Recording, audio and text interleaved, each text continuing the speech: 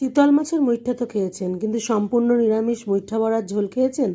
আজ তৈরি করছি সেই নিরামিষ মুইঠা বড়ার ঝোল। মটর ডাল সারা রাত ভিজিয়ে রেখে কাঁচা লঙ্কা দিয়ে মসৃণ করে বেটে নিয়েছি। এখন এতে পরিমাণ মতো নুন আর হলুদ মিশিয়ে নিলাম। একটা পাত্রে জল ফুটন্ত গরম করে নিয়েছি।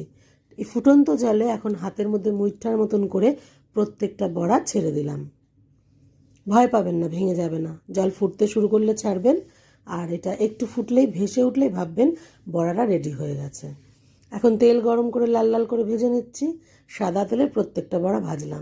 মুইঠাগুলো গড়ার সময় খেয়াল রাখবেন মটর ডাল যেন সম্পূর্ণ জল ছাড়া হয়। এবার সর্ষের তেল গরম করে আলুর টুকরো ছাড়লাম আর নুন হলুদ দিয়ে তা ভেজে তুলে নিয়ে ফোড়ন দিচ্ছি গোটা জিরে, তেজপাতা আর শুকনো লঙ্কা। হিং আর আদা বাটা ছেড়ে দিয়ে টমেটোর কুচি দিলাম। টমেটো মেল্ট হতেই জিরের গুঁড়ো, লাল লঙ্কার গুঁড়ো, নুন হলুদ পরিমাণ মতো দিয়ে ভালো করে তেল ছাড়া পর্যন্ত কষে ভাজা আলুর টুকরো আর ওই বড়া